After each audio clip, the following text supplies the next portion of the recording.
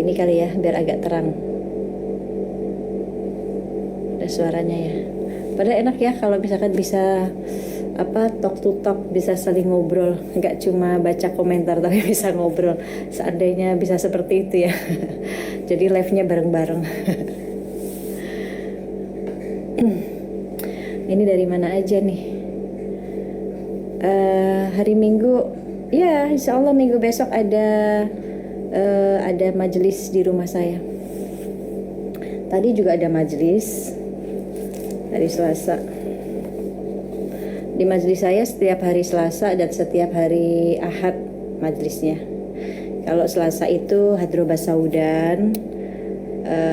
Kalau Ahad tuh di tempat saya majelisnya Ahad pertama, minggu pertama itu biasanya Ustazah Fahriyah Novel Jindan, adiknya Habib Jindan. Beliau ngajar kitab Nasihat Diniyah ya. Terus kalau Ahad kedua itu biasanya tafsir Quran, itu Ustazah Zulekha Muhammad yang isi. Terus Ahad ketiga tentang fikih wanita, biasanya Ustazah Syarifah Samira Al-Habsi. Terus Ahad keempat sama Ustazah Fatimah Novel Jindan, adiknya Habib Jindan juga. Beliau ngisinya kitab Sulukil Murid, Risalah Adab Sulukil Murid. Risalah Adab Sulukil Murid itu bagaimana murid itu hamba ya, bagaimana tata cara adab-adabnya kita untuk sampai ke Allah gitu. Harus ada adab-adabnya, harus ada tata caranya untuk kita sampai ke Allah itu seperti apa. Nah itu setiap minggu. Nah biasanya kalau guru-guru itu pas lagi nggak bisa, biasanya saya yang ngisi gitu ya. Tapi rutinannya beliau-beliau yang ngisi. Alhamdulillah sehat afiat semuanya. Terima kasih bunganya Eko Darsono. Oh ya, mungkin tadi udah pada banyak yang lihat postingan saya yang tentang duta. Setahu saya duta itu harus yang menginspirasi ya. Dan alhamdulillah supaya semuanya juga jelas, makanya saya langsung supaya kabar itu tidak simpang siur. Jadi saya langsung menghubungi pihak dari Majelis Ulama Indonesia langsung, dan dengan saudara saya, teman saya Aisyah di sana yang bekerja di sana. Ini kenapa ya kok harus ada begini? Begitu. Terima kasih love-nya. Barakallah. Dan alhamdulillah begitu dikonfirmasi ternyata tidak benar beritanya. Purworejo hadir. Masya Allah. Salam kenal juga. Waalaikumsalam Emi. Bagaimana penjelasan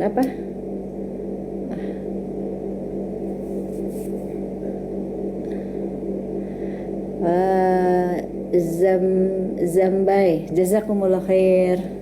Terima kasih banyak. Semoga pahala itu kembali kepada yang membacakan. Terima kasih. Hoax sekali. Itu tidak benar. Ada di postingan saya sebelumnya. Sebelum live saya sempat posting tadi karena saya banyak didatangin teman-teman media.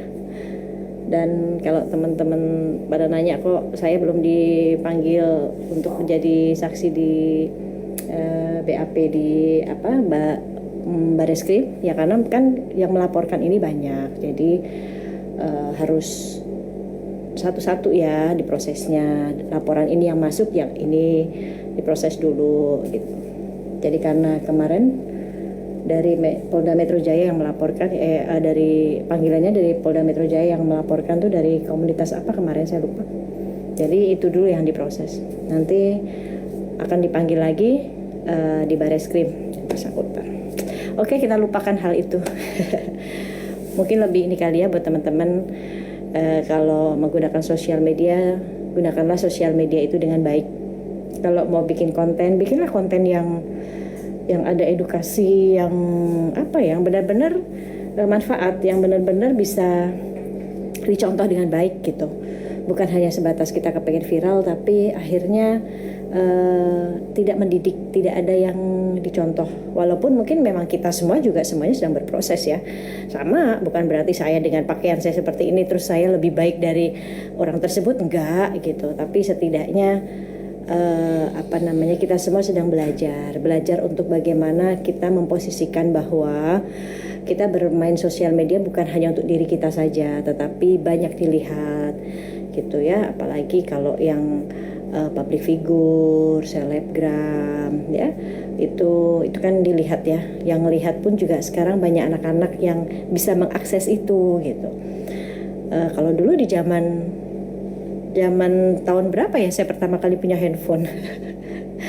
Tahun 97 mungkin ya, saya pertama kali punya handphone, pegang handphone tuh tahun 97, itu masih banana tuh handphonenya ya, tipenya masih yang tagline-nya connecting people. Nah itu pertama kali, dan itu kayaknya nyaman sekali ya, fungsi handphone hanya untuk telepon dan SMS aja, belum ada internet, belum ada kamera, tuh kayaknya nikmat banget hidup gitu ya. Tapi sekarang semakin kesini semakin maju, semua handphone udah bukan barang mahal lagi, semua orang bisa memiliki handphone, anak kecil bisa beli handphone kan gitu ya, nenek-nenek juga pakai handphone gitu kan, kameranya gak cukup 1, 2, 3. Mungkin kalau kanan kiri ada kamera mungkin bisa semakin jeli untuk menangkap ya. Untungnya kameranya cuma depan belakang. Kalau atas bawah kanan kiri ada, samping kanan kiri atas bawah ada kamera kan semakin besar fitnahnya gitu, semakin luar biasa, orang mudah mengeker kehidupan orang lain.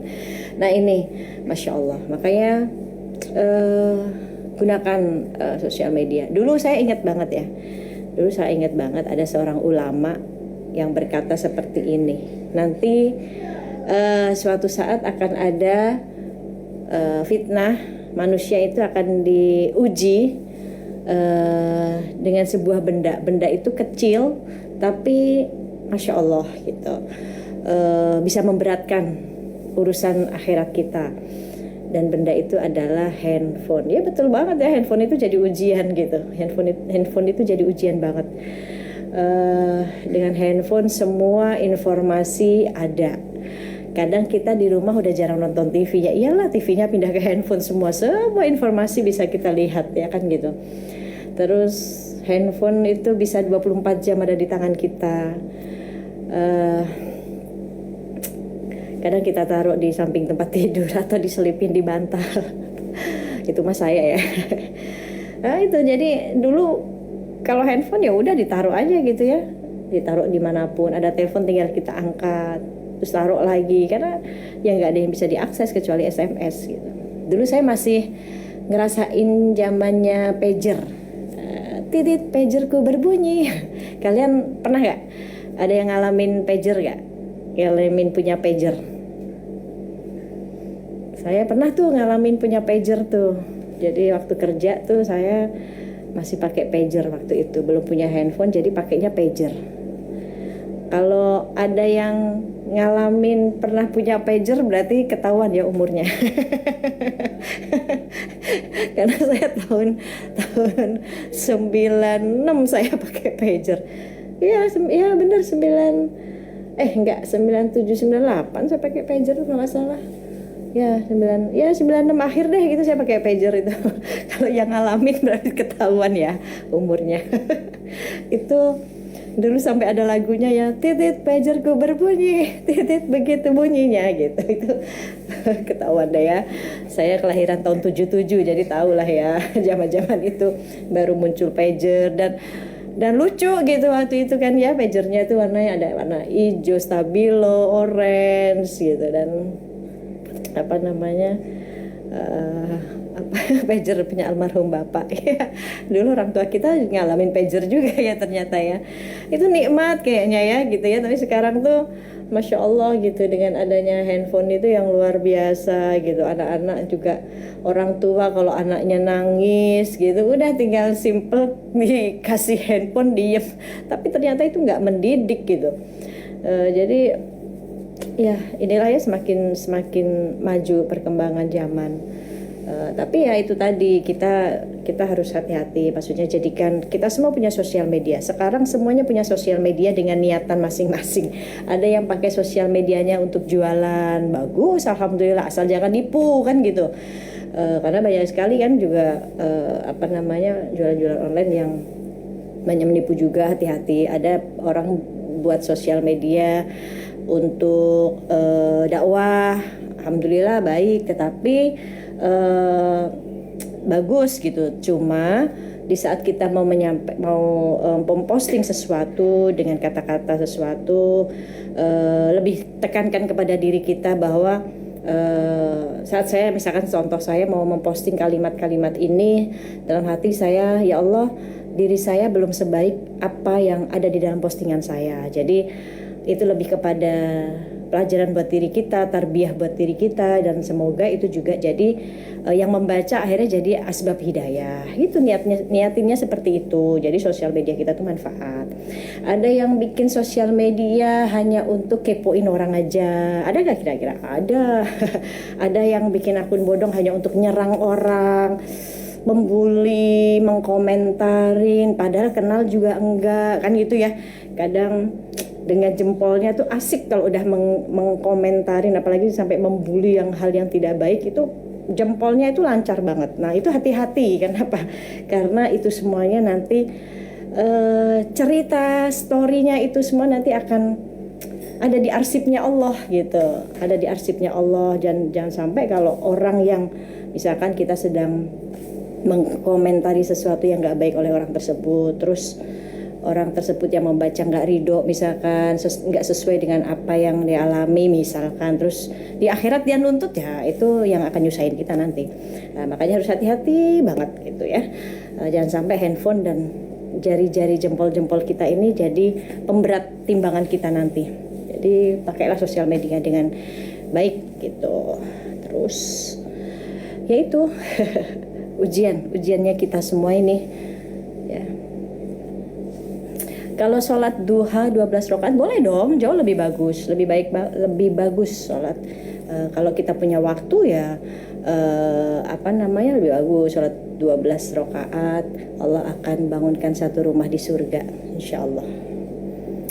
Terima kasih minumnya, aduh jadi haus saya. Buku fikih wanita yang lengkap. Saya ada buku fikih wanita yang lengkap. Tapi ini tebel banget ya. Saya punya ini, tapi ini memang tebel banget, dan tapi memang ini bagus ya. Maksudnya ini lengkap banget gitu. Lengkapnya tuh dan ini enak gitu. Maksudnya lebih carinya tuh misalkan tentang banyak deh di sini, misalkan huruf E, dari E gitu, nanti itu tentang apa sih gitu.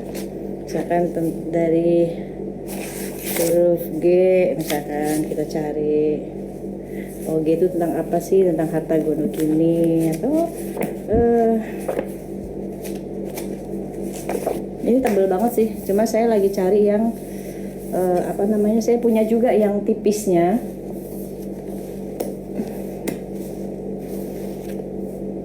Mana yang tipisnya ya?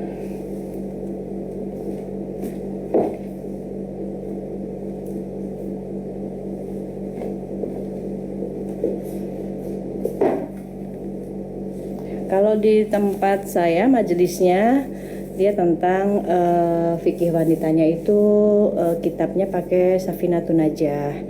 Jadi dia lebih tipis, tapi lebih dipersingkat, cuma bisa difahami gitu, bisa difahami.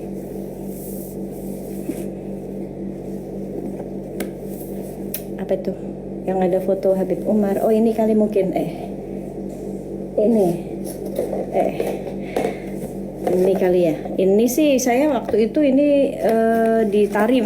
Waktu itu belinya di Tarim. Ini isinya satu paket ini karangan Habib Umar semuanya. Dan ini bagus banget sih. Dan ini kardusnya kosong karena saya kalau habis baca tuh saya tinggal, kadang di samping tempat tidur, kadang di meja makan gitu. Karena memang saya hobinya baca ya. Dan ini bukunya bentuknya seperti ini. Ini maafin ya berantakan rak buku saya karena memang saya kalau udah baca saya taruh lagi ini.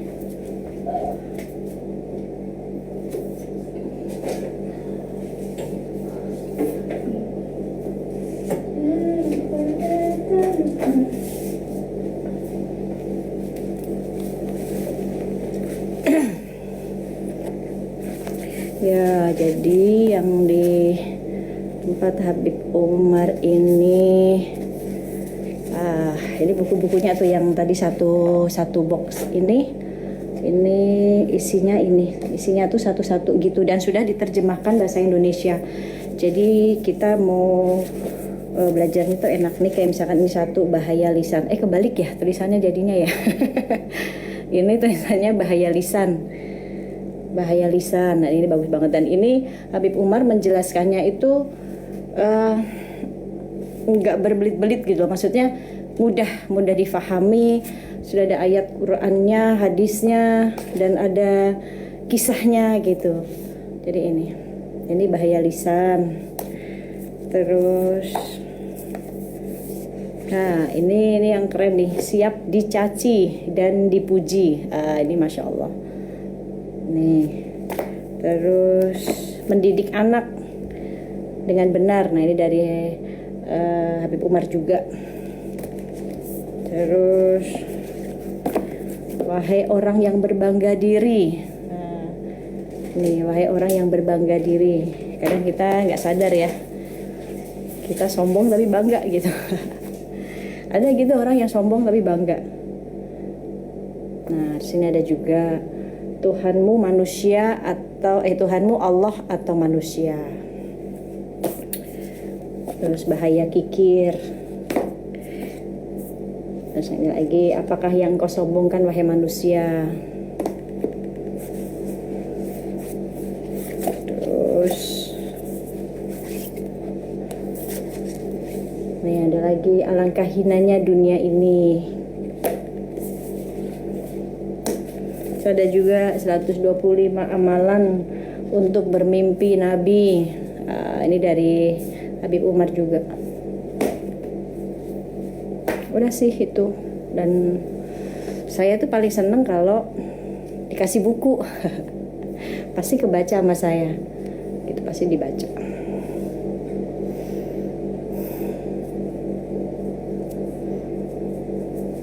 Duh, saya nggak kelihatan nih. Tulisannya kecil-kecil. Yang mau pamit silakan. Terima kasih love-nya. Love tuh gimana sih? Gini ya? Gini ya? Gimana sih love tuh? Gini ya love ya? Oh gini. Gini.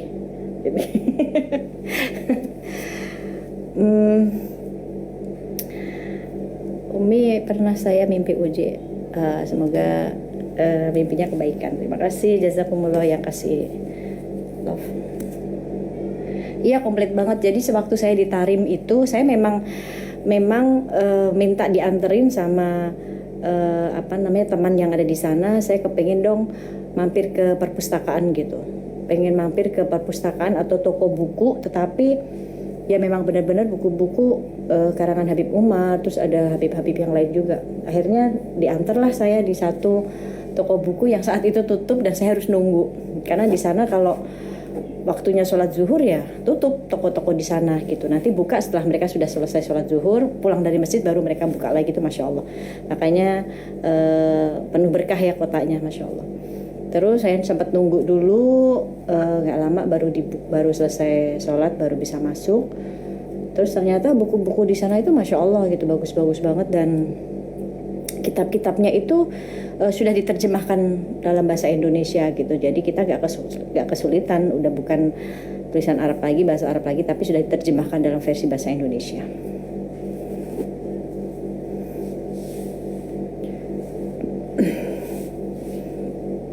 Duh, saya harus pakai kacamata nih.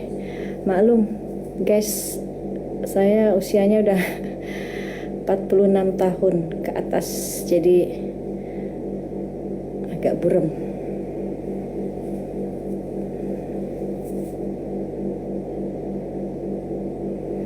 Mbak Evi, alhamdulillah baik Mbak. Insya Allah saya umroh itu bulan November. 1 hari setelah ulang tahun saya, hari lahir saya maksudnya. Setelah 1 hari setelah hari lahir saya berangkat ke Tanah Suci. Karena memang sebenarnya sih pengennya pas miladnya di sana gitu, pengennya sekalian doa, terus sekalian ngumrohin almarhum.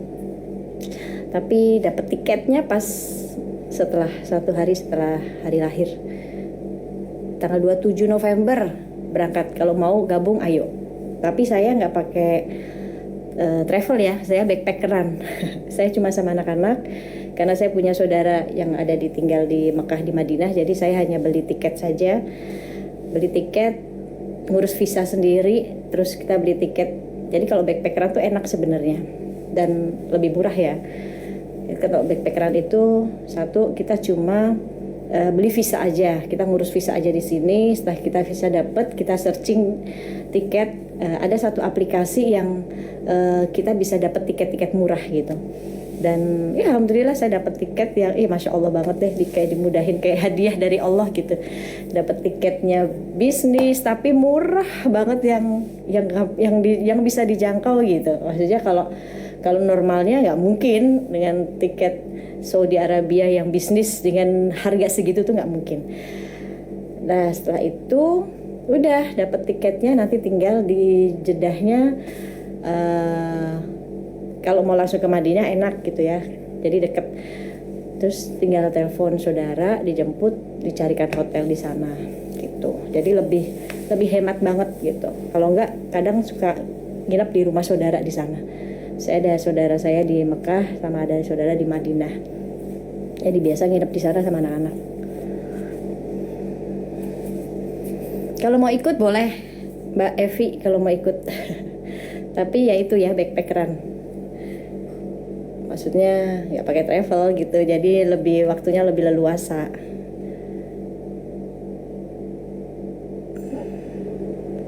Insya Allah berangkat 2012 dulu ya. Udah lama banget ya, 2012. Terima kasih Mbak Iis bunganya. Oke, tadi di majelis yang kemarin, mungkin yang hadir di majelis saya kemarin, saya membahas dari kitabnya Habib Umar tentang keajaiban hati. Hati itu kan sentral ya. Hati itu kan pusat pandangannya Allah. Hati itu tempat. Hati itu bahkan dalam hadis dikatakan bahwa Allah itu mempunyai wadah dari penduduk bumi, dan wadah itu ya itu hati gitu. Hati itu pusat pandangannya Allah, dan hati itu tempat Allah memberikan nur, memberikan cahayanya di kolbu, di hati kita. Tapi saat Allah ingin menuangkan, memberikan nurnya, cahayanya di hati itu, Allah akan lihat dulu keadaan hati kita gitu.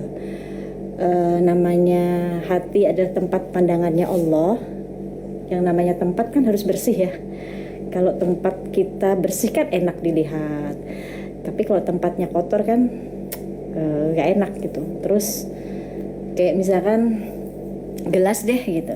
Saya mau minum di gelas, mau menuangkan minum apapun itu ya, mau air putih mau teh, tapi kalau gelasnya itu kotor, tempatnya kotor, saya nggak akan menuangkan air itu di gelas tersebut. Pasti saya akan cari gitu wadah yang lain yang bersih. Begitu juga saat Allah mau memberikan nur, cahaya di hatinya, di hati hambanya, Allah lihat dulu nih keadaan hati kita. Gimana keadaan hati kita? Hatinya ini dipenuhi dengan kedengkian gak? Hatinya itu dipenuhi dengan hasad gak? sifat sombong, benci, dendam gitu ya. Hatinya banyak penyakit-penyakitnya nggak sih? Jadi Allah akan lihat dulu gitu. Nah, kan namanya penyakit, kita bawa penyakit tuh nggak enak ya. Bawa penyakit tuh nggak enak banget gitu. Kita kalau sakit, zohir kita yang sakit, misalkan sakit kepala, terima kasih love-nya, sakit kepala, sakit gigi, setiap hari sakit kepala, setiap hari sakit gigi, pasti nggak nyaman. Pasti ikhtiar kita minum obat. Misalkan kita sudah biasa minum obat A gitu ya, kalau minum obat ini saya sakit kepala hilang nih gitu, jazakumullah. Kita minum nih ikhtiar, tapi ternyata masih nggak sembuh juga, Allah belum sembuhin. Kita udah minum ikhtiar obat ini tapi ternyata belum disembuhin juga sama Allah, terus masih sakit kepala lagi gitu, dan semakin sakit lagi kan. Udah pasti kita ikhtiarnya datangin dokter ya, datangin dokter spesialis kepala ya, dan kita pasti dicek, nanya, dok, nih lo dok, saya ini sakit kepala nih, setiap hari sakit kepala kok nggak nyaman banget ya, ada apa sih dok, boleh nggak diperiksa? Pasti dia akan dicek, dicari tahu oleh dokter. Oh ibu ini di CT scan ternyata ada cairan atau ada apa, kan pasti dokter seperti itu ya. Kalau kita udah dicari tahu apa sih yang menyebabkan kepala kita sakit, atau kalau ternyata diperiksa nggak ada apa-apa, nggak ada apa-apanya, berarti oh ibu mungkin banyak pikiran aja kali, stres gitu ya, semua dipikirin. Makanya udah jangan mikirin gitu.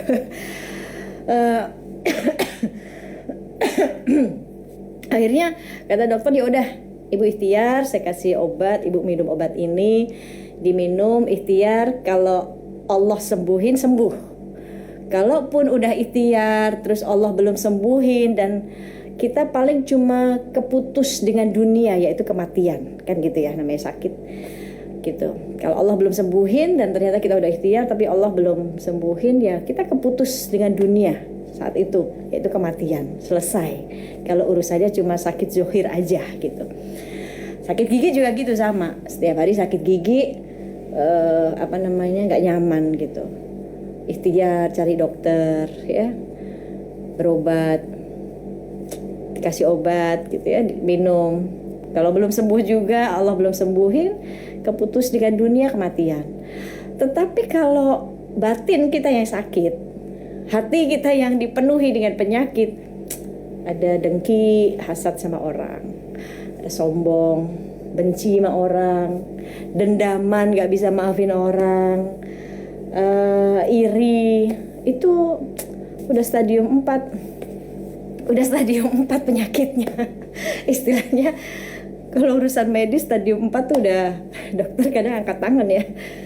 Ini udah ada dengkinya, udah dengki, dia bencinya luar biasa, terus sombong pula, gak bisa maafin orang, benci, dendam. Ibaratnya borok gak mau disembuhin gitu. Ibaratnya luka, kita gak mau sembuh dari luka itu, kan apakah nyaman hidup seperti itu gitu. Nah, di kitabnya Habib Umar itu beliau ngajarin yang luar biasa gitu. Maksudnya bahkan di situ diceritakan, Habib Umar menceritakan bahwa ada perbincangan dialog Nabi Musa alaihissalam kepada Allah. Nabi Musa alaihissalam saat itu bertanya kepada Allah, ya Allah, aku ini sudah beramal soleh nih, aku sudah sholat, aku sudah puasa, aku sudah berzikir kepadamu. Dari ketiga amalanku ini, mana amalan yang paling engkau cintai ya Allah? Ini tanya Nabi Musa alaihissalam. Lalu Allah menjawab, sholatmu yang kau kerjakan itu untukmu, bukan untukku. Engkau sholat karena engkau ingin terhindar dari perbuatan keji dan mungkar. Jadi sholatmu yang kau lakukan itu untukmu, bukan untukku. Saat engkau berzikir, zikir yang kau lakukan itu untukmu, bukan untukku. Zikir itu supaya jiwamu tenang ya. Lalu saat engkau puasa, puasanya itu untukmu, bukan untukku, supaya engkau terjaga dari hawa nafsu. Jazakumullah khairan. Lalu Nabi Musa mengatakan lagi, Kalau di antara tiga ini bukan menjadi amalan yang paling engkau cintai, lalu amalan mana yang paling engkau cintai ya Allah? Kalau tiga ini bukan amalan yang paling kau cintai, lalu amalan yang mana yang paling kau cintai? Maka di situ Allah menjawab, yang paling aku cintai adalah memasukkan rasa bahagia kepada di dalam hati orang mukmin yang saat itu hatinya sedang hancur. Itu jawab Allah. Jadi amalan yang paling dicintai oleh Allah, memasukkan rasa bahagia ke dalam hati seorang mukmin yang saat itu hatinya sedang hancur. Itu. Dan itu luar biasa sih gitu ya. Kadang kita ahli ibadah, kita sholat, kita sedekah, kita ibadah kita masya Allah, tapi hati kita nih masih dengki sama orang, mulut kita nih comel banget, kalau nggak ngomentarin orang, nggak julitin orang tuh kayaknya nggak puas gitu, yang akhirnya membuat luka di hati orang, padahal kita ahli ibadah. Nah tadi dikatakan oleh Allah, ya, sholatmu ya untukmu gitu, karena bukan untukku, karena kalau sholatmu untukku itu, sholatmu itu mampu merubah, mampu menjaga engkau dari berbuat keji gitu. Karena saat kita sholat, Allahu Akbar, kita sholat ya, kita lisan kita bertakbir Allahu Akbar, kita angkat tangan Allahu Akbar, ini seluruh molekul zat aliran darah kita, syaraf kita, semua itu sedang memanggil Allah loh, sedang bertakbir juga Allahu Akbar. Semuanya nih, bukan cuma lisan kita aja, bukan kita cuma sebatas berdiri, tapi semuanya sedang memanggil Allah. Syaraf semua memanggil, semuanya sholat gitu. Hanya kita sama Allah. Akhirnya pentingnya apa ya, jaringannya nih, sinyalnya dikencengin gitu, sinyalnya dikencengin ke Allah gitu. Jadi supaya nyambung, supaya kita nikmat, nggak beban sholat kita. Apa yang kita kerjakan niatnya untuk Allah akan sampai ke Allah, tapi kalau bukan untuk Allah nggak akan sampai ke Allah ya. Jadi saat kita sholat, mata kita sholat saat itu, telinga kita sholat, lisan kita sholat, tangan kita sholat, kaki kita sholat, seluruh anggota tubuh, syaraf-syaraf kita semua, aliran darah kita semuanya sholat. Jazakumullah Mbak Mawar yang ngasih mawar. Semuanya sholat gitu. Berarti kalau sudah sholat kan, inna sholata tanha 'anil fahsya'i wal munkar, sesungguhnya sholatku mampu mencegah perbuatan keji dan mungkar. Keji dan mungkar dari diri kita dulu nih gitu. Saat kita sholat, lisan kita sholat ya, berarti selesai sholat ya lisan kita ditahan untuk enggak gibahin orang, untuk enggak nyakitin orang dengan lisan kita, dengan kata-kata kita, untuk enggak membuli, untuk enggak menjudge orang. Mata kita sholat ya kan, berarti selesai sholat, setelah sholat ya mata kita pun jauh dari menilai orang, buruk sangka sama orang, natap orang tuh kayak sinis, benci gitu ya. Sholat, tangan kita sholat tadi, selesai sholat ya tangan ini jangan buat nunjuk-nunjuk orang, jangan buat ngetik komentar yang baik buat orang ya. Kaki kita sholat, selesai sholat ya kaki ini harus dijaga juga. Kalau selesai sholat, mata kita masih maksiat, lisan kita masih nyakitin orang dengan kalimat-kalimat kita, tangan kita nunjuk-nunjuk orang, kita buruk sangka sama orang, menilai dosa orang, ya kita belum sholat saat itu. Kan sholatku mencegah perbuatan keji dan mungkar, berarti ya kita belum sholat bener, baru mendirikan sholat, belum mengerjakan sholat, baru mendirikan, berdiri aja, tapi belum mengerjakan sholat yang bener. Nah itu, jadi, nah ini tadi kembali ke tadi ya, kitabnya Habib Umar tadi tentang keajaiban hati. Allah mengatakan seperti itu. Amalan yang dari 3 amalan itu yang paling aku cintai adalah memasukkan rasa bahagia ke dalam hati seorang mukmin yang saat itu hatinya sedang hancur. Kayak misalkan kita punya teman kita sedang hancur banget hatinya, sedang terluka, apa ya maksudnya, dia sedang diberikan ujian, sedang diberikan musibah, ya kita memberikan rasa bahagia, nyenengin dengan cara menghibur, nyenengin dengan cara menenangkan gitu ya. Kita punya hak untuk menyenangkan orang lain, tapi hak kita nggak perlu kita minta lagi ke orang tersebut. Misalkan saya udah nyenengin nih orang ini gitu, saya udah nolongin, udah ini, tapi saya nggak boleh berharap dari dia suatu saat dia harus nolong saya, enggak.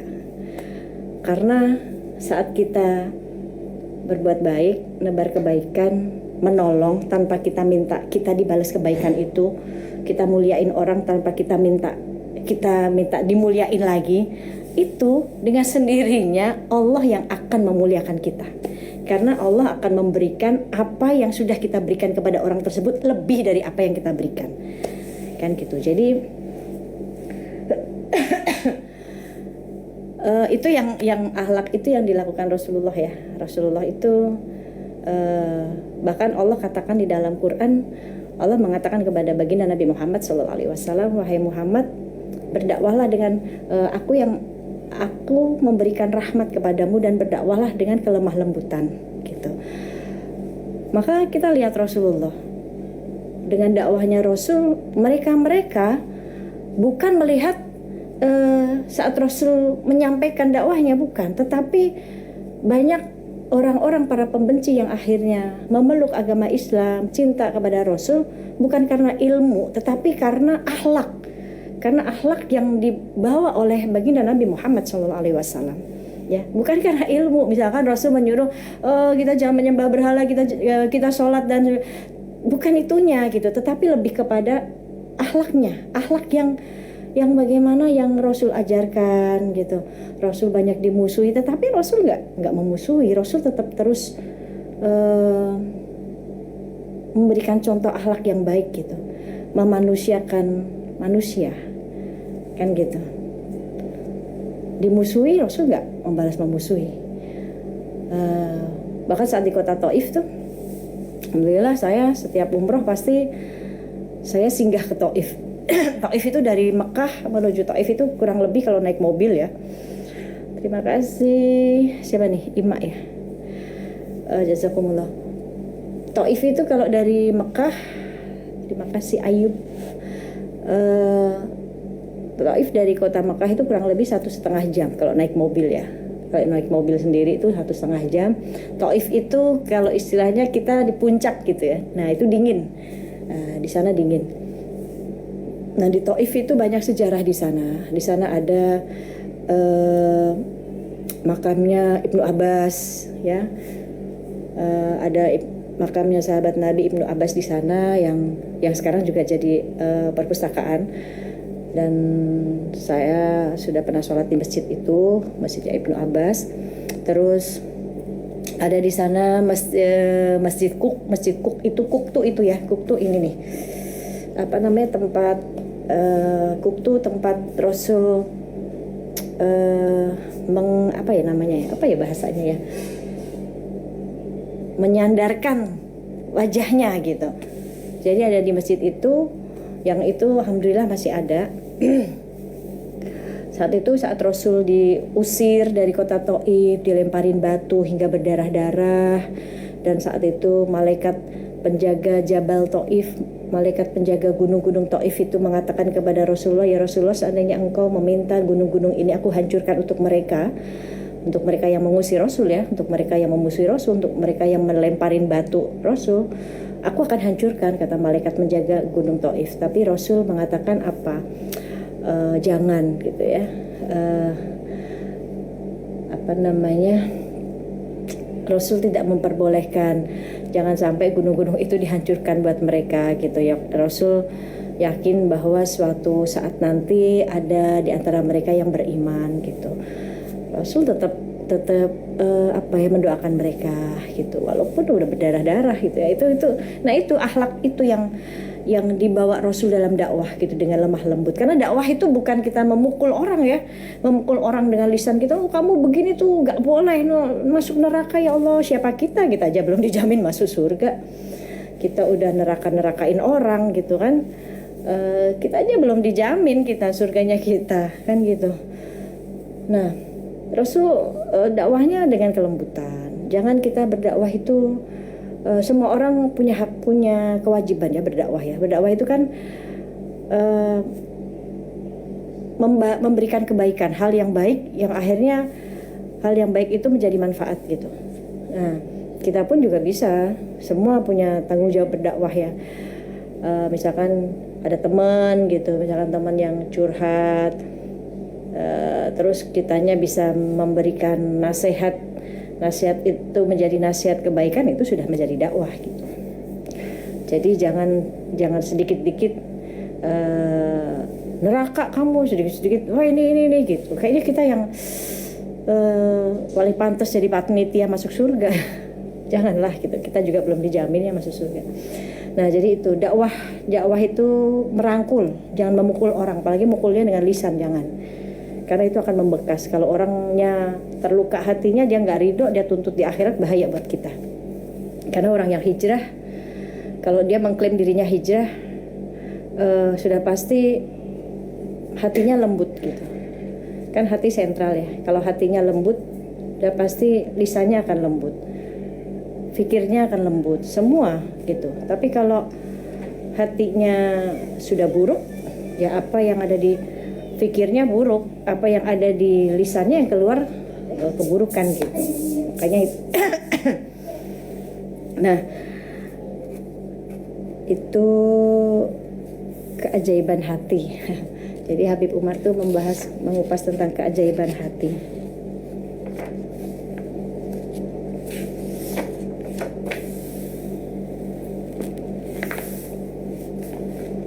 Nah, hati itu kan dibolak-balik ya gitu. Maka kalau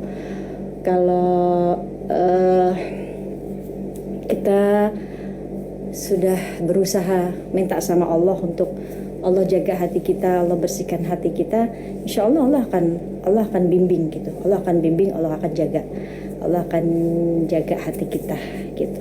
Karena kita punya penyakit itu nggak enak banget. Umi, sholat duha bagusnya jam berapa ya? Gitu. Sebelum kamu beraktivitas aja. Kalau sudah masuk waktu syuruk, udah 6:30 udah boleh sholat duha gitu. Udah 6:30 udah boleh sholat duha, jam 7 udah boleh gitu ya. Bahkan sampai sebelum zuhur, misalkan jam 11 pun kamu masih bisa sholat duha.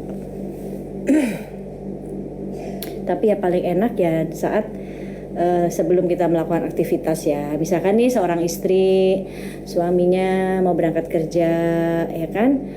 Suaminya kerja, udah si istri cium tangan, si istri ambil wudhu, terus langsung sholat, doain suaminya gitu ya. Itu jauh lebih baik.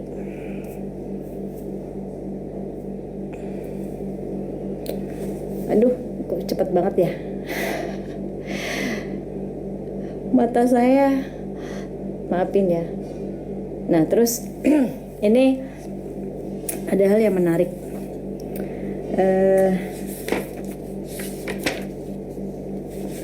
Apa ya? Mari saya baca ya di kitabnya Habib Umar itu. Kalau manusia,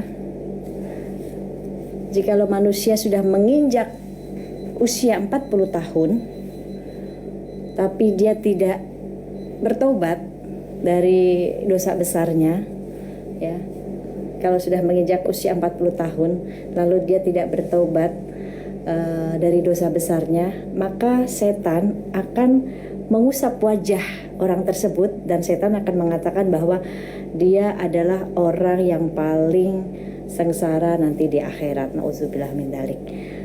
Jadi kita kalau udah mencapai usia-usia 40 tahun nih gitu ya, ya banyak taubat deh gitu. Apalagi sih yang mau kita cari gitu ya. Kita nggak tahu umur ya, karena saya nih bukan takut mati, bukan. Kalau mati kan semua orang juga bakalan mati. Cuma yang ditakutkan apakah amal kita ini, bekal kita ini udah cukup untuk menjalani kehidupan yang sangat panjang setelah kematian. untuk menjalani perjalanan panjang setelah kematian. Karena kalau perjalanan di dunia tuh singkat banget, besok gak ada yang tahu saya masih panjang umur atau enggak ya. Mintanya, berdoanya panjang umur kan gitu ya. Tapi panjang umur dalam taat ya. Jangan kita cuma minta ya Allah panjangkan umur saya tapi gak manfaat, gak mau sholat, mau ibadah ya buat apa, kan sia-sia. Tapi kita minta ya Allah panjang umur dalam taat, panjang umur dalam ibadah. Nah gitu.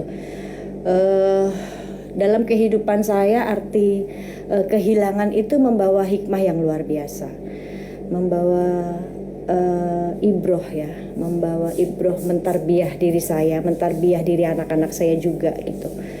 Di usia mereka yang masih kecil-kecil justru saya banyak mendapatkan pelajaran berharga itu dari anak-anak saya. Mendapatkan kekuatan itu justru juga dari anak-anak saya. Di usia mereka yang masih kecil-kecil saat itu, yang nomor 1 aja Diba saat itu masih umur 13 tahun kalau nggak salah ya. Terus Abiza masih umur 12 tahun karena terpaut 1 tahun. Terus Ayla yang nomor 3 baru umur 4 tahun setengah mau 5 tahun. Terus Bilal saat itu umurnya 3 tahun setengah ya, mau 4 tahun gitulah, 3 tahun setengah, terpaut sedikit kalau Ayla sama Bilal. Di usia mereka yang masih kecil tapi mereka menghadapi ujian ujian itu di depan matanya sendiri gitu, dimana saat dia kehilangan sosok ayahnya di depan mata dia sendiri, bagaimana saat dia kehilangan gak lama kehilangan kakeknya, kakeknya maksudnya ayah saya yang paling mereka cintai gitu, karena ayah saya itu dekat banget dengan cucu-cucunya gitu. Jadi apapun tuh bakalan dilakuin buat cucunya gitu. Itu ayah saya tuh. Dan makanya anak saya waktu kehilangan kakeknya justru yang paling terpukul tuh mereka gitu. Mereka sampai tidur di sebelah jenazah ayah saya gitu ya. Kehilangan banget gitu, karena ya itu seorang kakek yang perhatian dengan cucunya, yang peduli, yang care banget gitu. Jadi mereka kehilangan banget. Terus yang gak lama setelah itu mereka kehilangan tempat tinggalnya. Mereka ngerasain sendiri seperti apa di usia yang masih kecil-kecil mereka terkepung di sebuah rumah yang sekelilingnya api gitu ya, terjebak api yang gak keluar di saat mereka masih kecil-kecil itu. Tetapi luar biasanya yang hingga membuat kita kehilangan semuanya gitu ya, istilahnya benar-benar Allah ambil semua gitu. Tapi buat mereka di situ kekuatannya mereka gitu. Saya melihat bahwa di usia anak-anak saya yang kecil dia tumbuh menjadi anak yang dewasa, menjadi anak yang berpikirnya tuh ke depan. Maksudnya gini, namanya anak-anak ya, namanya apalagi seusia itu gitu, yang misalkan masih kepengen kayak Bilal, masih kepengen beli mainan. Dulu waktu zamannya masih ada almarhum, masih ada bapaknya, minta ini dibeliin, minta itu dibeliin, minta itu dibeliin gitu kan. Karena kalau saya tanya kenapa sih harus dibeliin, ya jawabnya Uje, harta nggak dibawa mati. Ya betul sih, harta memang nggak dibawa mati gitu. Cuma kan takut itu menjadi sebuah kebiasaan ya. Di saat nanti keadaan kita berubah, yang akhirnya karena anak sudah terlalu dimanjakan, akhirnya mereka nanti akan tidak terima dengan keadaan itu gitu. Dan ya harta memang nggak dibawa mati, tapi ada harta yang dibawa mati, harta yang bagaimana nggak kita biarkan kita habiskan dengan berfoya-foya, tetapi harta yang kita sedekahkan itu harta yang dibawa mati, itu benar-benar harta kita kan gitu. Nah saat itu ternyata dengan kemanjaannya mereka kepada ayahnya, yang segala apa yang dia minta dikasih, begitu keadaan berbalik 360 derajat gitu, itu yang membuat mereka menjadi anak yang luar biasa, nggak pernah ngeluh, justru menjadi anak yang berpikir gitu. Kalau saya mau beli ini, ibu saya, umi saya punya uang nggak ya? Itu yang ada di dalam pikirnya dia gitu. Karena ya saat itu memang kita benar-benar nggak punya rumah, nggak punya harta, bingung tinggal di mana, ya bingung mau makan apa kan gitu, udah bener-bener sama Allah tuh dibuat nol gitu. Ternyata kan kalau saat itu saya mengira ujian saya paling berat, ternyata semua orang juga diuji. Bahkan yang terberat bukan ujian saya doang, ujian terberat lebih itu ujiannya para nabi kan, ujian istri-istri nabi, ujian yang terberat gitu. Kalau saat itu saya hanya bisa bertanya kepada Allah, why me? Kenapa saya ya Allah kan gitu kan? Kenapa saya yang diuji ya Allah? Kata Allah, why not gitu. Kenapa enggak kan gitu. Allah punya hak buat mengambil apapun yang kita punya, yang saat itu kita merasa memiliki gitu. Kita merasa kita memiliki suami, padahal itu bukan punya kita. Kita memiliki harta, kita berasa memiliki jabatan, padahal itu semuanya nggak abadi kan gitu. Nah, padahal kita cuma disuruh menemani saja selama di dunia. Kayak misalkan saya ya cuma dikasih kesempatan menemani beliau sampai 13 tahun berumah tangga gitu, sampai usia 40 tahun saja beliaunya. Saya hanya bisa disuruh menemani sama Allah hanya saat sampai usia saya 36 tahun saja, karena saya beda 4 tahun sama Uje. Beliau 40 tahun meninggal, saya saat itu sewaktu ditinggal beliau umur 36 tahun. Jadi ternyata kita hanya oleh Allah itu hanya disuruh menemani saja. Tapi dalam konteks menemani itu, menemani di dunia, yang menemani itu harus dengan taat gitu. Menemani itu harus dengan takwa. Apapun masalahnya, apapun ujiannya saat kamu menemani pasanganmu, ada ujiannya. Gak mungkin kan semua orang gak dikasih ujian dalam rumah tangga. Pasti ada lah ya, suami istri ujiannya seperti apa, ada lah gitu. Nah, di saat kamu menemani itu, dalam konteks menemani itu ada takwa, menemani itu kamu serahkan kepada Allah yang menjadi teman sejati. Nah maka kita nggak cuma menemani hanya di dunia saja, walaupun di dunia nanti akan dipisahkan gitu. Kan kita nggak selamanya tinggal di dunia, semua bakalan berpisah. Kalau nggak suami dulu, istri dulu, kalau nggak anak dulu, kan semuanya berpisah. Kalau nggak orang tua dulu. Nah tetapi kita akan berjumpa di tempat yang benar-benar abadi ya, di surganya Allah, semoga kan gitu. Asal dalam konteks menemani itu ada takwa, ada ibadah sama-sama gitu. Karena kan menikah itu, berumah tangga itu adalah ibadah yang paling lama. Menikah itu adalah ibadah yang paling lama gitu. Dan menyempurnakan separuh agama kita itu kan dengan menikah ya. Nah maka dalam konteks itu tadi, menemani itu harus ada takwa. Sama saat saya seorang ibu yang saat ini dikasih anak untuk menemani mereka, bukan untuk memiliki ya, tapi untuk menemani. Di saat nanti batas waktu menemaninya sudah habis ya selesai gitu kan, memang disuruh menemani aja. Kalau misalkan nanti anak saya satu-satu sudah menikah terus diambil sama pasangannya, ya saya sudah menemani saat dia di dalam kandungan, saat saya menyusui, saat saya merawat dia, mendidik, membesarkan sampai di usia akhirnya dia dibawa oleh suaminya, ya berarti selesai menemani saya gitu. Tapi dalam menemani itu harus ada takwanya. Bagaimana seorang ibu mentarbiyah anaknya, mengenalkan Allah dengan cara yang baik, mengajarkan bagaimana sih dengan ujian itu kita tetap harus bersikap bahwa kita harus ridho dengan apapun yang sudah Allah berikan kepada kita gitu. Karena walaupun ketetapan Allah tuh mungkin kok gini-gini banget sih gitu ya.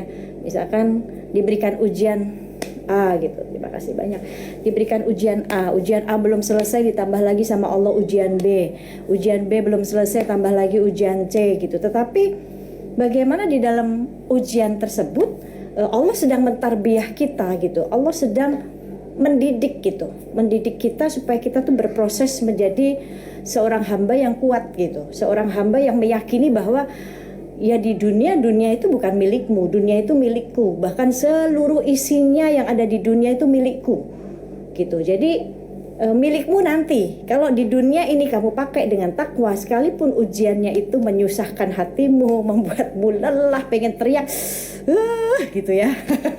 Cuma akhirnya yang kamu miliki nanti di kehidupan yang selanjutnya, di surganya Allah yang semuanya ada, yang di dunia kamu nggak ada, yang di dunia kamu udah bersusah payah, capek, lelah, nangis, berdarah-darah.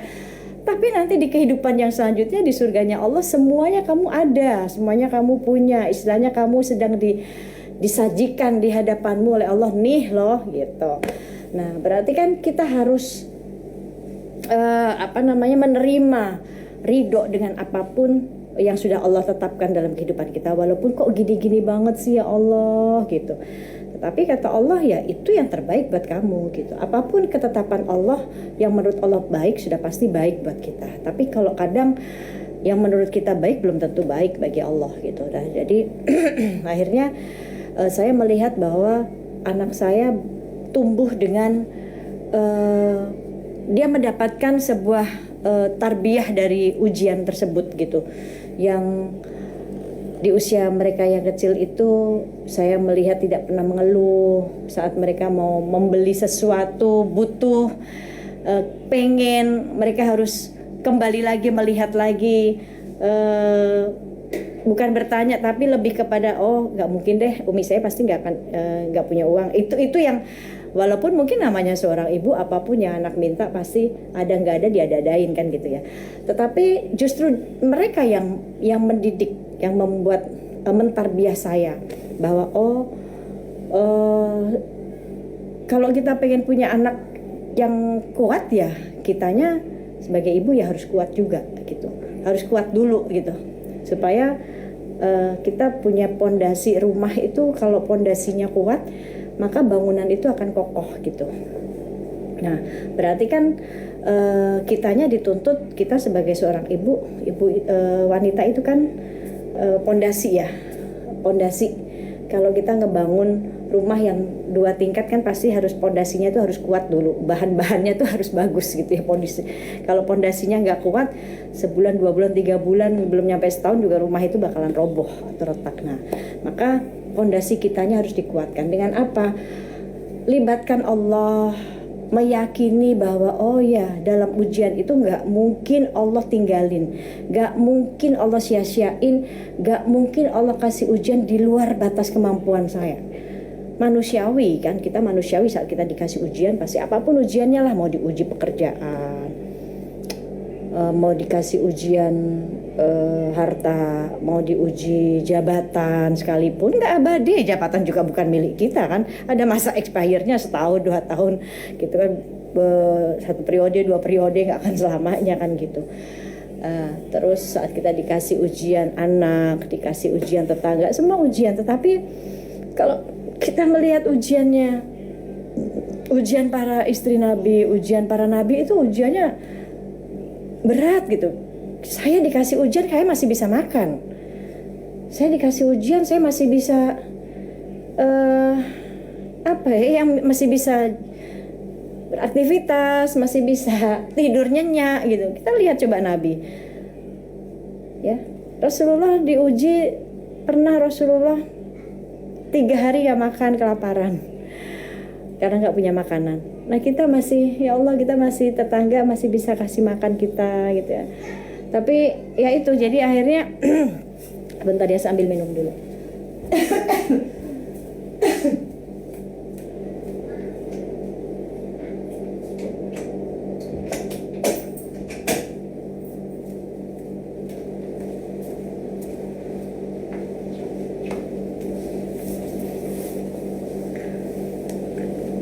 Gitu. Jadi saat kita dikasih ujian, kita lihat deh ujiannya Ummu Siti Hajar, istri Nabi Ibrahim alaihissalam. Beliau dikasih ujian yang dahsyat sekali ujiannya. Ditinggalkan di padang yang tandus, ditinggalkan oleh Nabi Ibrahim suaminya di padang yang tandus yang gak ada apa-apa, kering, panas, ditinggal dengan anak semata wayangnya Ismail, ya, gak dibekali apa-apa gitu, Kalau mungkin kalau saya ditinggal ditinggal masih ada saudara, masih ada tetangga, nggak bisa makan tetangga ngasih makan kan gitu ya. Nah ini Ummu Siti Hajar ditinggal di padang tandus hanya dengan anak semata wayangnya, tapi beliau ridho. Saat beliau ditinggal, beliau bertanya ke suaminya Nabi Ibrahim, apakah ini atas perintah Allah engkau meninggalkanku di sini? Jika Allah yang memerintahkanmu, aku ridho, karena aku yakin Allah tidak akan menyia-nyiakanku. Tuh, ini yang harus kita nih, para perempuan, para istri, para ibu, yang harus dipegang, bahwa apapun ujiannya, sekalipun dalam rumah tangga kita, diuji dengan ekonomi, diuji dengan pasangan, diuji dengan anak, diuji dengan mertua, diuji dengan menantu, diuji dengan saudara, apapun ujiannya, seberat apapun, ingat Allah tidak akan pernah meninggalkan kita. Kita boleh ditinggalin saudara, misalkan saudara nggak care sama kita, tapi Allah nggak pernah ninggalin kita. Kita boleh ditinggalin, misalkan kita diuji dengan pekerjaan, kita boleh kehilangan pekerjaan karena Allah. Insya Allah Allah akan gantikan, baik sangka kita akan digantikan pekerjaan yang lebih membawa berkah buat keluarga. Tapi jangan sampai gara-gara pekerjaan justru kita kehilangan Allah gitu. Itu yang nggak masuk akal gitu. Kita ngejar pekerjaan itu, tapi kita kehilangan Allah. Maksudnya kita pengen banget kerja di perusahaan itu, tapi saat kita di perusahaan itu banyak sekali, soalnya banyak saya jamaah saya yang curhat, yang Umi, saya itu cari pekerjaan.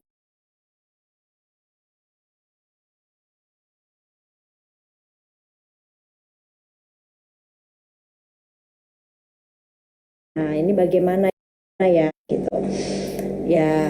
Akhirnya ya saya mengatakan istikharah dulu, coba istikharah, libatkan Allah, tanya lagi ya, seandainya kamu bekerja di situ terus tetapi kamu malah menambah dosa dalam setiap langkah, terlihat aurat gitu ya kan. Menutup aurat menggunakan jilbab itu kewajiban ya, Allah langsung yang menyuruh gitu.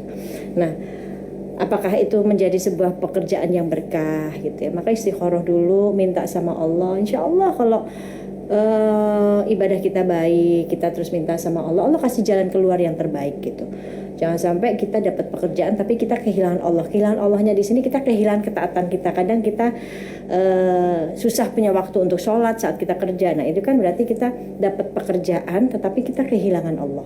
Nah kita boleh kehilangan pekerjaan karena Allah ya, tapi jangan sampai gara-gara pekerjaan kita kehilangan Allah. Sama halnya seperti itu.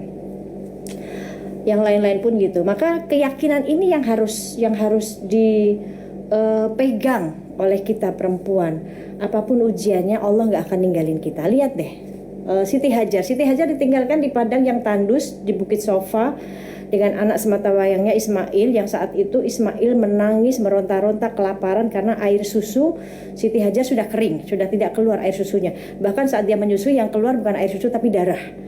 Saking mereka itu kelaparan. Nah saat itu Siti Hajar berlari dari Bukit Sofa menuju Bukit Marwah, berharap saat dari Bukit Sofa berlari ke Bukit Marwah, di sana ada pertolongan, ada makanan, ada air, ada manusia yang bisa nolong. Ternyata sampai di sana tidak menemukan apapun. Hingga akhirnya berlari lagi dari Bukit Marwah menuju Bukit Sofa. Terus saja ternyata nggak ada apapun juga sampai bolak-balik 7 kali. Nah setelah itu baru apakah Allah sia-siakan? Enggak, Allah melihat dulu nih perjuangannya. Allah melihat mujahadahnya, kesungguh-sungguhannya, ridho enggak dengan ketetapan Allah seperti ini, ridho enggak dengan kamu dikasih ujian seperti ini, ditinggalkan dengan anakmu sendiri di padang tandus, gak ada pertolongan, tapi kamu ridho enggak gitu. Nah ternyata Ummu Siti Hajar itu ridho. Dia menjalani Bukit Sofa Marwah hingga terus berlari mencari makanan sampai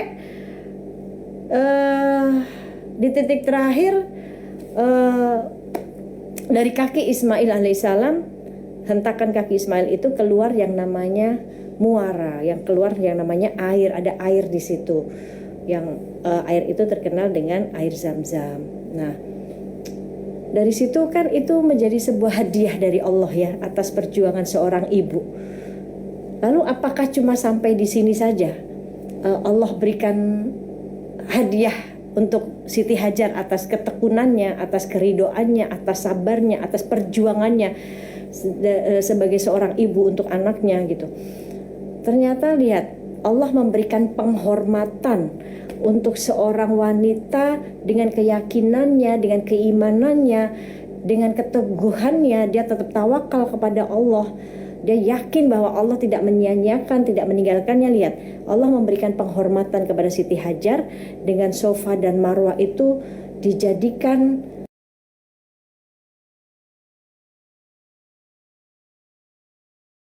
yakin bahwa Allah dengan Safa dan Marwah itu dijadikan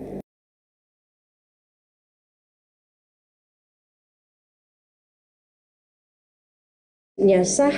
Mereka harus melewati yang namanya Bukit Safa dan Bukit Marwah, sa'i ya. Inna Safa wal Marwata min sya'airillah faman hajjal baita aw i'tamarat fala junaha 'alaihi ay yatawafa bihima wa man tatawwafa khairan fa innallaha syakirun alim. Dari Bukit Safa dan Marwah menjadi bukti syiar agamanya Allah. Asbab siapa? Asbab seorang wanita yang tangguh, yang yakin bahwa dengan ujian dia diuji, Allah tidak akan pernah menyia-nyiakan dia, Allah tidak akan pernah meninggalkan, walaupun orang lain meninggalkan, walaupun orang nggak peduli, tapi dia yakin bahwa ya Allah nggak akan menyia-nyiakan gitu. Nah itu, lihat, Allah memberikan penghormatan kepada Siti Hajar di surat Al-Baqarah ayat 158 ya.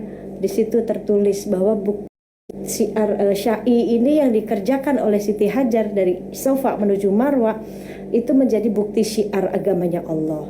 Semua jutaan manusia jikalau rukun hajinya sah, dia harus melewati sa'i terlebih dahulu. Dia harus merasakan bagaimana perjuangan seorang wanita berjalan dari Safa dan Marwah. Kalau sa'i sekarang mungkin enak banget gitu ya. Sa'i sekarang lantainya sudah marmer, tapi lihat dulu Siti Hajar saat berjalan dari Safa dan Marwah, padang pasir yang tandus, yang panas, yang kering, yang bukit naik ke Bukit Safa itu harus nanjak dulu gitu ya. Nah sekarang kalaupun naik ke Bukit Safa itu udah lantainya sudah pakai marmer, sa'i sekarang udah enak banget, terus pakai AC pula gitu ya. Terus kanan kiri ada air zam-zam, kita sa'i capek tinggal melipir minum dulu air zam-zam, lanjutin sa'i lagi, itu enak banget sa'i sekarang kan. Coba lihat sa'inya Siti Hajar dulu, perjuangan Siti Hajar. Terus kalau kita nggak kuat untuk sa'i yang jalan, kita bisa naik ke lantai 2 atau lantai 3 itu sa'inya boleh pakai skuter, disewakan motor skuter gitu, bayarnya 155 real gitu. Itu kalau kita mau misalkan capek, lagi sakit, terus kita nggak kuat untuk jalannya bolak-balik 7 kali itu, ya kita bisa ke lantai 3, kita bisa pakai motor skuter gitu untuk sa'inya. Itu kurang enak apa coba. Nah maka pentingnya kita itu ridho dengan apapun yang Allah sudah tetapkan dalam kehidupan kita. Apa sih ridho? Ridho itu rela, lapang hatinya, lapang hati, rela hati menerima ketetapan yang Allah sudah tetapkan dalam kehidupan kita. Nah kalau kita hati kita lapang gitu, kalau hati kita lapang, Allah akan berikan itu tadi, nur. Allah akan berikan cahaya ke dalam hati kita gitu. Saat diri kita sudah ridho dengan oh ya ini jalan saya ya seperti ini yang harus saya tempuh, itu sudah jalannya yang Allah berikan gitu. Kalau saya belok belum tentu saya selamatkan gitu, tapi Allah kepengennya saya lewat sini gitu. Saya nggak boleh lewat sini, saya harus menempuh jalannya ya seperti ini, dengan lewat sini walaupun jalannya naik turun, jalannya banyak lubangnya, tapi Allah maunya saya lewatnya sini gitu, bukan lewat jalan yang lancar gitu. Tetapi saya sudah ditakdirkan oleh Allah, kehendaknya Allah saya lewatnya jalan yang sebelah sini. Nah itu, jadi kalau kita nyari ridho, jalannya insya Allah mudah. Gitu teman-teman. Jadi itu aja ya teman-teman. Takutnya teman-teman mau makan. Saya juga mau makan sih.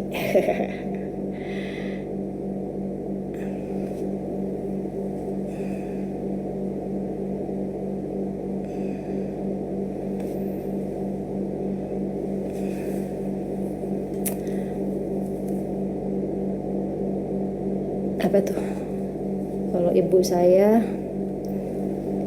saya nggak sholat dinasehatin apa gimana? Ya harus coba dinasehatin, coba diingatkan gitu ya. Tapi ingat, menasehati itu ada caranya, menasehati itu ada adabnya, menasehati itu dengan cara yang lembut ya. Apalagi itu orang tua yang sensitif gitu ya. Terus kalau kita sudah menasehati dengan cara yang lembut, cara yang baik, baru kita doa. Kita banyak doa deh gitu, karena ada 3 doa wanita nih, ada 3 doa ada 3 doa wanita. Terima kasih Mbak Isnawati. Ada 3 doa wanita yang doa ini setara dengan doanya 70 wali. Ada 3 doa wanita, yang 3 doa wanita ini doanya menembus langit, yang doanya setara dengan doa 70 wali. Yang pertama, doa anak perempuan untuk ayahnya.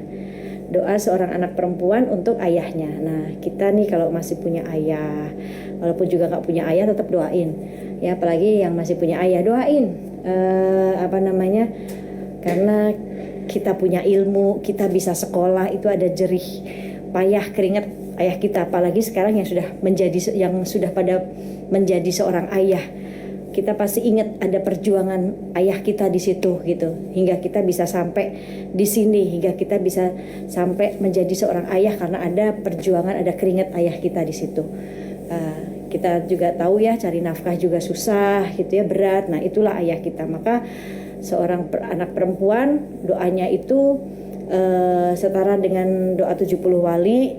Maka kalau kamu sayang dengan ayah kamu, jaga diri gitu ya. Karena kalau ayah kamu sudah meninggal, ayah kita sudah meninggal, ayah kita ini akan ditanya aurat anak perempuannya. Nah, maka kalau kamu sayang dengan ayah kamu, ya auratnya dijaga, auratnya ditutupi gitu ya. Karena itu yang nanti akan seorang ayah, seorang suami, seorang laki-laki akan ditanya. Yang pertama nanti yang ditanya aurat istrinya, dan yang kedua aurat anak perempuannya. Nah, jadi kalau kamu cinta, kamu sayang, kamu kasihan sama ayah, ya tutupi auratnya dengan baik. Terus yang kedua, doa seorang ibu untuk anaknya. Nah, maka kita jadi ibu itu kan kita sudah dikasih surga ya. Al-jannah tahta aqdamil ummahat. Surga ada di telapak kaki ibu. Tapi kan surga itu bisa menjauhkan kita, bisa mendekatkan kita. Jangan karena kita sudah dikasih surga terus kita seenaknya gitu sama anak kita gitu.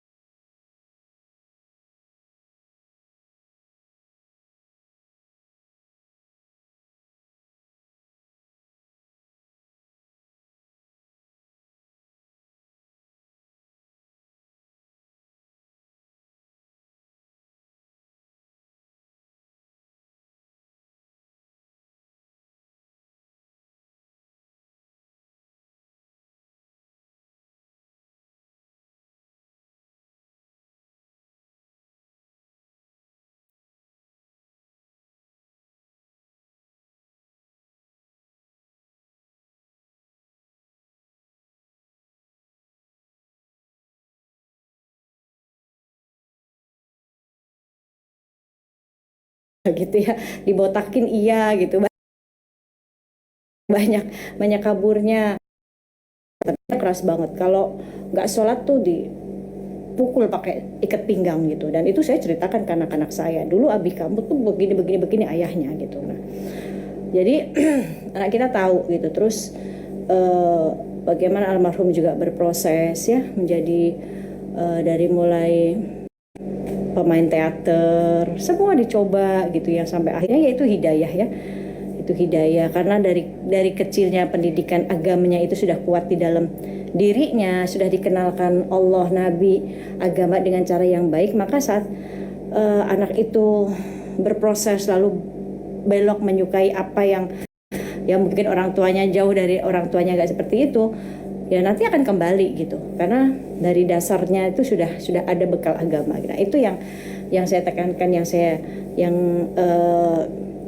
ke anak-anak saya tidak pernah memaksa. Jadi biarkan berproses. Kalaupun dia harus berdakwah, banyak cara dalam berdakwah gitu. Kayak misalkan anak saya Abizar, dia terjun di dunia entertain, tapi di dunia entertain itu dengan bidang itu dia bisa berdakwah gitu. Seperti itu. Jadi kadang kalau lagi dia punya program bikers dakwah, ngajak anak-anak motor yang kadang di pinggir jalan yang tatoan, yang anak pang, tidak pernah mengjudge, kamu gak sholat ya masuk neraka lu, enggak, siapa kita gitu, kita aja belum tentu masuk surga. Tapi lebih kepada bro, kenal Rasulullah nggak? Gitu, bisa sholawat nggak? Itu hal-hal yang kayak gitu ya.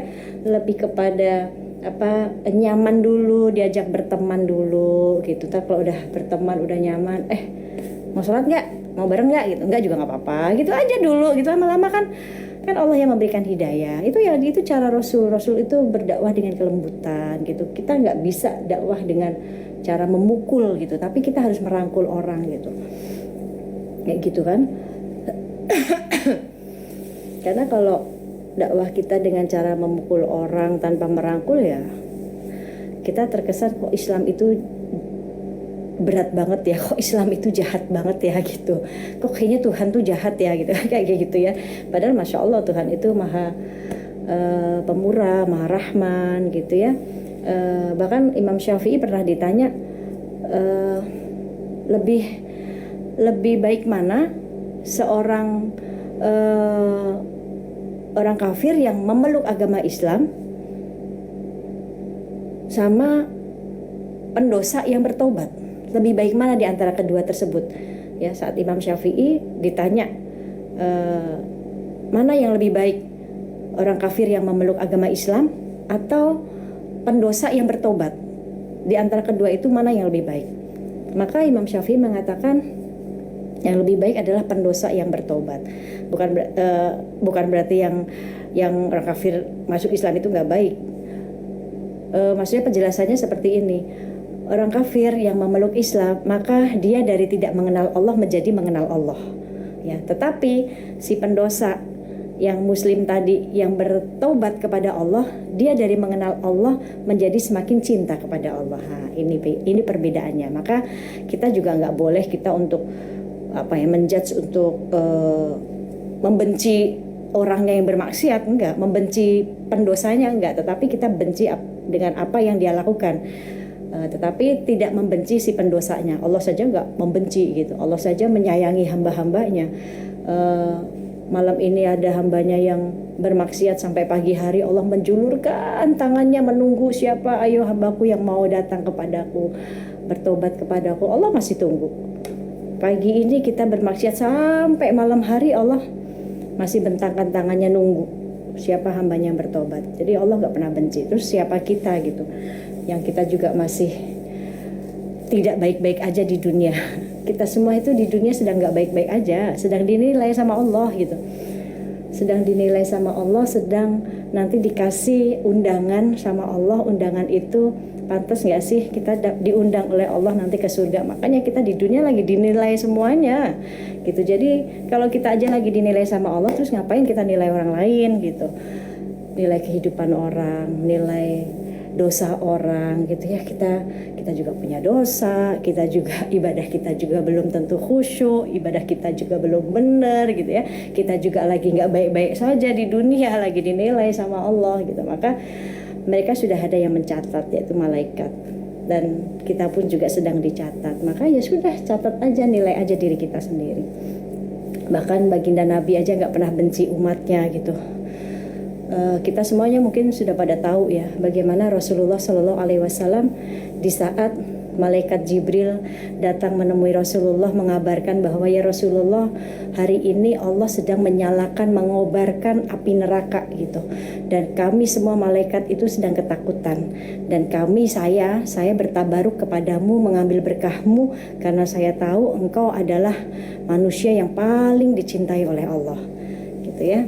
Karena Allah menciptakan langit dan bumi itu karena engkau ya Rasulullah ya. Kan Allah pernah mengatakan ya bahwa kalau bukan karena engkau ya Muhammad, aku tidak menciptakan langit dan bumi ini, aku gak menciptakan dunia ini. Maka Rasul mengatakan, kalau lantas untuk apa engkau menciptakan ini semua? Lalu lantas untuk apa engkau menciptakanku?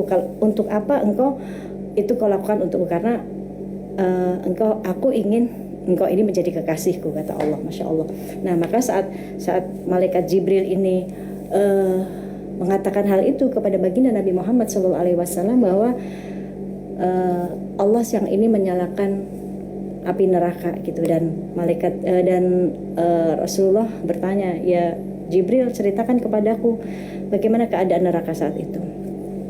Maka malaikat Jibril menceritakan bahwa neraka itu ada 7 lubang tingkatan, dan dari lubang satu ke lubang kedua itu jaraknya 70 tahun, dan lubang pertama, tingkatan pertama itu dihuni untuk orang-orang yang munafik.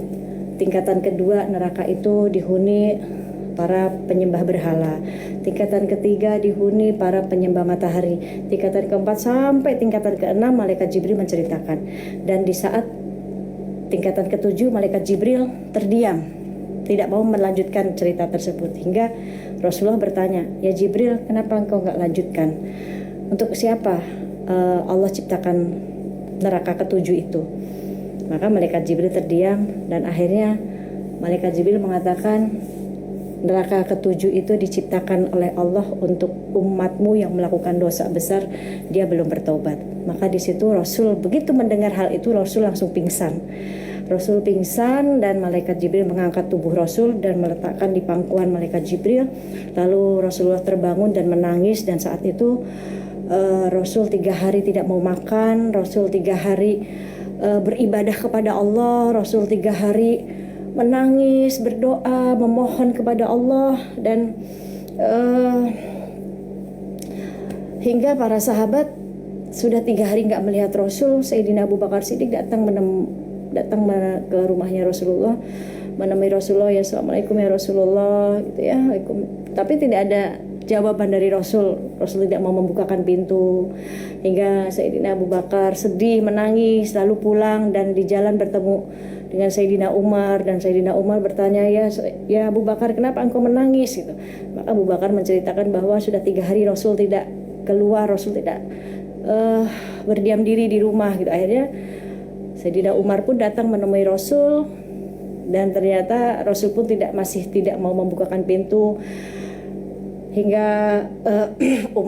Sayyidina Umar pulang, di jalan bertemu dengan Salman Al-Farisi, lalu menceritakan hal ini kepada Salman Al-Farisi, dan Salman Al-Farisi pun sama mendatangi rumah Rasul, dan tidak ada kabar dari Rasul. Rasul masih nggak mau membukakan pintu, hingga Salman Al-Farisi itu pergi ke rumah putri Rasulullah, yaitu Sayyidah Fatimah.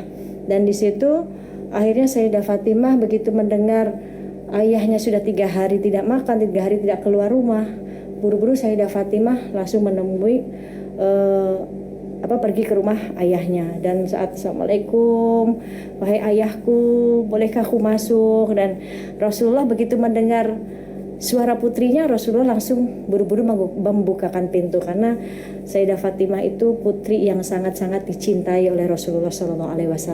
Bahkan kalau Rasulullah rindu wanginya surga, Rasul itu mencium keningnya Sayyidah Fatimah, karena Sayyidah Fatimah putri Rasul itu menjadi dipilih oleh Allah penghulunya wanita di surga, pemimpinnya wanita di surga itu Sayyidah Fatimah itu. Lalu begitu Rasul membukakan pintu, Sayyidah Fatimah putri Rasulullah itu terkejut menangis melihat ayahnya begitu kurus, pucat. Wahai ayahku, apa yang terjadi? Kenapa engkau tidak makan? Sudah 3 hari. Maka Rasul mengatakan, wahai putriku, bagaimana aku sanggup mengunyah? Bagaimana aku bisa makan sedangkan Allah menciptakan neraka ke-7 itu untuk umatku ya Fatimah, sambil menangis. Coba segitunya Rasul itu cintanya buat kita. Bahkan bahkan di arsy-Nya Allah itu ada jalan ke kanan dan ke kiri. Kalau ke kanan jalan menuju surga, dan ke kiri jalan menuju neraka. Di kanan itu ada mimbar, dan di kiri pun ada mimbar. Dan Rasul berdiri di mimbar sebelah kiri, dan Nabi Ibrahim berdiri di mimbar sebelah kanan yang jalan menuju ke surga. Maka sahabat bertanya, ya Rasulullah, kenapa engkau berdiri di mimbar sebelah kiri sedangkan kedudukanmu itu jauh lebih tinggi dari Nabi Ibrahim? Kenapa engkau tidak memilih berdiri di mimbar kanan yang mengarah ke surga? Kenapa engkau justru berdiri di mimbar sebelah kiri yang mengarah ke neraka? Apa jawab Rasul? Supaya aku bisa melihat umatku. Seandainya umatku masuk neraka, aku bisa menolong umatku. Itu Masya Allah, sampai merinding saya. Itulah cintanya Rasul tuh terhadap kita gitu, umatnya. Maka sudah saatnya kita itu memanusiakan manusia lah setidaknya, maksudnya bikin Nabi bangga deh punya umat kayak kita gitu ya, yang jangan saling membenci gitu. Nabi aja nggak pernah benci umatnya, yang pengen semua umatnya itu masuk surga gitu. Nah, kita siapa? Jamin surga juga belum, tapi kadang kita kafir-kafirin orang, kadang kita neraka-nerakain orang gitu ya, kadang kita bid'ah-bid'ahin orang. Udah deh ya, yuk kita ya punya hati berkasih sayang lah gitu. Kalau kita berkasih sayang kepada orang lain, maka Allah akan sayangi kita. Wa kun min ibadi rahman, maka jadilah kalian hamba-hamba yang rahman.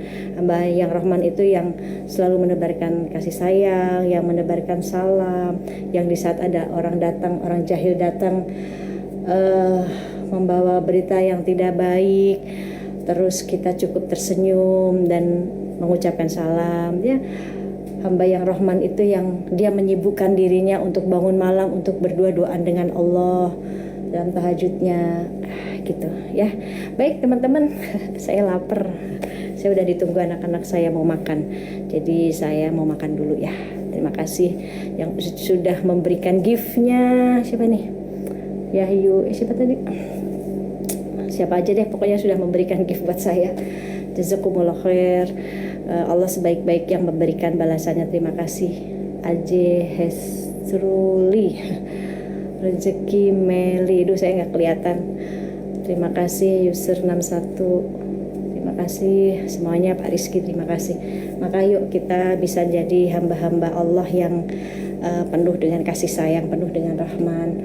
Nanti live lagi, nanti saya akan bahas. Banyak yang bertanya kepada saya bagaimana proses hijrah saya. Wah, saya mah jatuh bangun hijrahnya. Sampai di titik ini cadar saya, maaf, bukan berarti saya.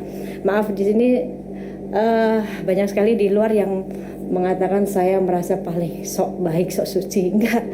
Dengan melaporkan seseorang ini saya dianggap polisi moral, tidak. Tetapi saya juga belum baik, belum benar, belum. Cadar saya juga belum jaminan diri saya masuk surga, belum ada jaminan diri saya. Bukan berarti saya dengan pakaian tertutup yang udah kayak ninja begini kelihatan matanya doang saya lebih baik dari saudara. Oh enggak, mungkin bisa jadi ibadahnya dia jauh lebih baik dari diri saya. Ini hanya sebuah casing, tapi saya lebih kepada concern aja ke 10 tahun ke depan, 20 tahun ke depan anak-anak kita yang akan memimpin bangsa ini. Lalu bagaimana seandainya anak-anak kita ini dijejeli dengan tayangan-tayangan, tontonan-tontonan yang tidak mengedukasi, yang bukan menjadi tuntunan, tidak menjadi tuntunan, tontonan yang tidak menjadi tuntunan, yang akhirnya rusaklah moral anak-anak kita. Apalagi sekarang handphone itu bisa apapun bisa diakses gitu. Anak belum bisa ngetik pun juga bisa pakai suara gitu, cari apa yang lagi viral keluar semuanya. Nah, ini yang sedang saya upayakan gitu, karena kalau hanya bersikap diam saja, udahlah nanti juga ujung-ujungnya minta maaf, itu apa ya, hal yang menyepelekan. Nanti besok-besok akan ada konten-konten yang tidak mendidik, yang akhirnya udah deh yang penting bikin konten dulu, viral dulu, nanti ujung-ujungnya dipanggil tinggal minta maaf selesai. Tidak seperti itu gitu. Mana efek jeraknya? Jadi supaya apa ya, bahwa ini ada hukum loh, kita hidup di negara yang kita bukan cuma kita doang yang punya handphone, bukan cuma kita doang yang bisa berekspresi, bukan cuma kita doang yang punya sosial media, tapi anak-anak kecil juga sekarang punya sosial media, semua punya bisa mengakses hal apapun gitu. Maka saat kita bersosial media ya yuk gitu, kita tuh sedang ditonton semuanya gitu, maka bersosial media lah dengan baik gitu, memberikanlah apa ya, konten-konten yang lebih manfaat ya, yang lebih menginspirasi, yang lebih apa ya, mau viral ya viral dengan cara yang baik, viral dengan cara yang Allah ridho, yang rezekinya juga jadi berkah gitu ya. Nah ini tugas orang tua supaya untuk terus mengingatkan putri-putrinya, mengingatkan anak-anaknya, karena segala sesuatu akan ada pertanggungjawabannya kelak gitu. Nah saya juga sedang berproses untuk menjadi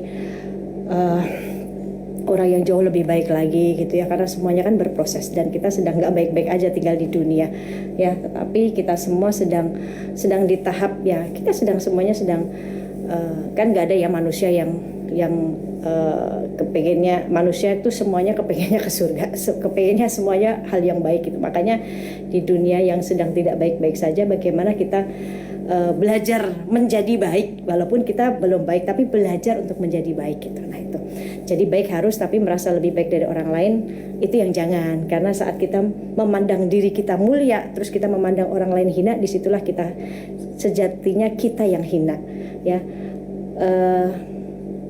Jadi barang siapa yang memandang dirinya mulia tetapi memandang orang lain hina, maka Allah akan hinakan dia. Nah jadi lebih baik kita muliain orang lain, kita pandang oh ya sebaik-baik diri saya masih jauh lebih baik dia gitu. Tetapi di sini saya sekali lagi tidak membenci, tetapi memaafkan. Iya memaafkan, siapa saya kalau saya nggak memaafkan.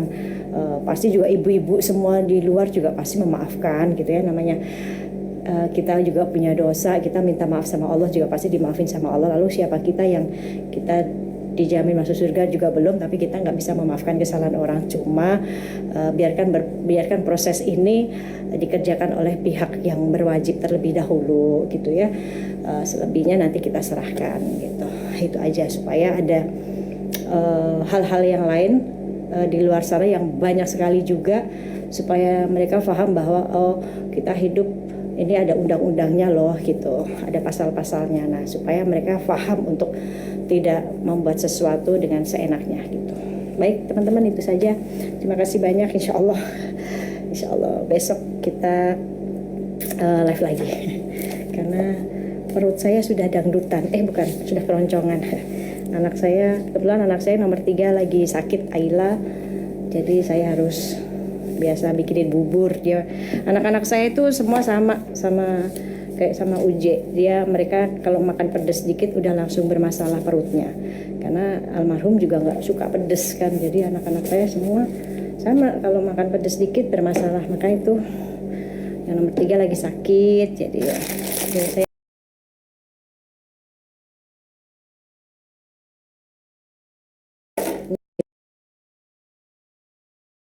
keberkahan, Allah berikan berkah dalam kehidupan kalian.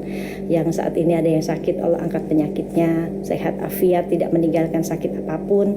Yang hari ini sedang kebingungan mencari pekerjaan, semoga Allah berikan pekerjaan yang membawa berkah untuk keluarga, yang halal, yang thayyib. Yang hari ini belum ada doa minta keturunan, semoga Allah berikan keturunan di waktu yang tepat.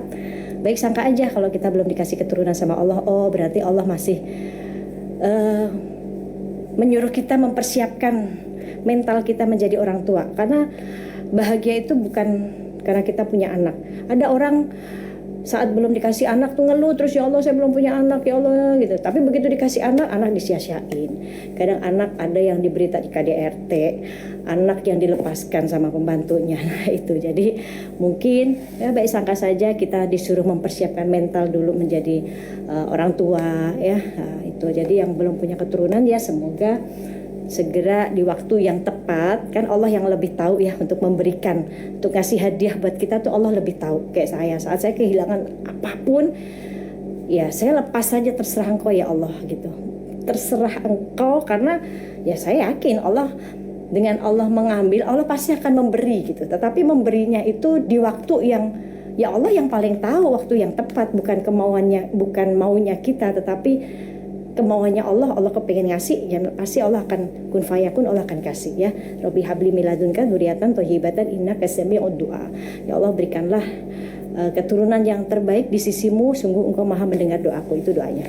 Terus yang banyak yang punya hutang ya semoga Allah berikan rezeki dari arah yang tidak disangka-sangka, dari arah yang tidak diduga, rezeki dikasih, dimudahin, diluasi rezekinya oleh Allah dan bisa melunaskan hutang.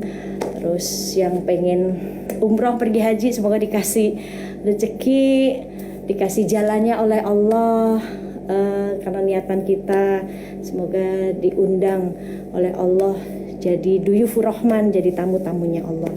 Terus yang sedang punya masalah rumah tangga, masalah dengan keluarga, dengan mertua, menantu, saudara, semoga Allah berikan solusi yang terbaik, keharmonisan, hati yang lapang, yang bisa saling menerima, saling memaafkan, dan saat diri kita nih di posisi yang kita melihat saudara kita ribut satu sama lain, kita di posisi tengah yang yuk mendamaikan dua orang yang sedang berselisih, itu pahala buat kita. Karena itu wasiat Rasulullah Shallallahu Alaihi Wasallam kepada menantunya Sayyidina Ali, bahwa salah satunya mendamaikan dua orang yang berselisih. Ya, damaikan dua orang yang berselisih, jadi jangan jadi kompor, jangan ngebela si A, jangan ngebela si B, tapi bijaksana juga bijak sini gitu. Bijaknya bukan cuma di sana saja, tapi bijaknya bijak sini juga, jangan bijaksana aja. Posisi di tengah-tengah, damaikan dua orang yang berselisih dengan cinta, damai, dan insya Allah itu menjadi sebuah keberkahan ya. Terima kasih banyak, barakallahu fikum, sehat-sehat, salam kenal buat keluarga semuanya. Assalamualaikum warahmatullahi wabarakatuh. Mohon maaf lahir batin. Jazakumullah.